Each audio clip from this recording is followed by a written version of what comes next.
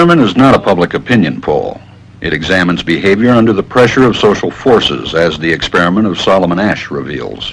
The experiment you'll be taking part in today involves the perception of lengths of lines. As you can see here, I have a number of cards, and on each card there are several lines.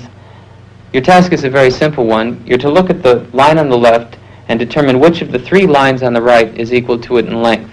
All right, we'll proceed in this order. You'll give your answer. Only one of the people in the group is a real subject, the fifth person with the white T-shirt. The others are confederates of the experimenter and have been told to give wrong answers on some of the trials. The experiment begins uneventfully as subjects give their judgments. 2. 2. 2. 2. 2. 3. 3. 3. 3. But on the third trial, something happens. 2. 2. 2. 2. 2. The subject denies the evidence of his own eyes and yields to group influence. 1. Asch found subjects went along with the group on 37% of the critical trials. But he found through interviews that they went along with the group for different reasons. 1. 1. They must be right. There are 4 of them and 1 of me. 1. This subject's yielding is based on a distortion of his judgment. He genuinely believes that the group is correct. 1. 1. 1. 2. 1. 2. 2. 2. I know they're wrong, but why should I make waves? 2. In this case, the subject knows he is right, but goes along to avoid the discomfort of disagreeing with the group. Here, the distortion is at the level of his response. 2. 2. 2. 2. In the previous experiment, the naive subject stood alone against the group.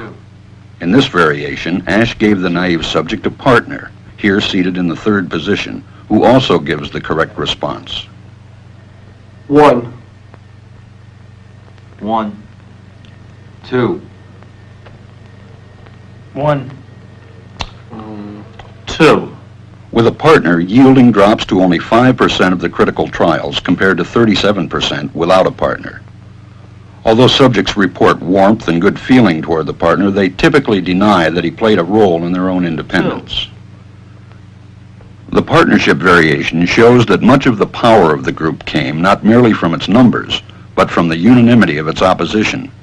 When that unanimity is punctured, the group's power is greatly reduced. Sometimes we go along with the group because what they say convinces us they are right. This is called informational conformity. But sometimes we conform because we are apprehensive that the group will disapprove if we are deviant. This is called normative conformity. The strength of the normative factor is shown in another variation carried out by Asch. In this variation, the subject is told that because he had arrived late, he would have to write his answers. Subjects in this private response experiment are exposed to the same amount of misleading information as other subjects, but they are immune from any possible criticism by the group. 1. 1. 1. And this enormously reduces the pressure to conform. Conformity drops by 2/3. Asch's experiment is a classic. It reveals how people will deny what they see and submit to group pressure.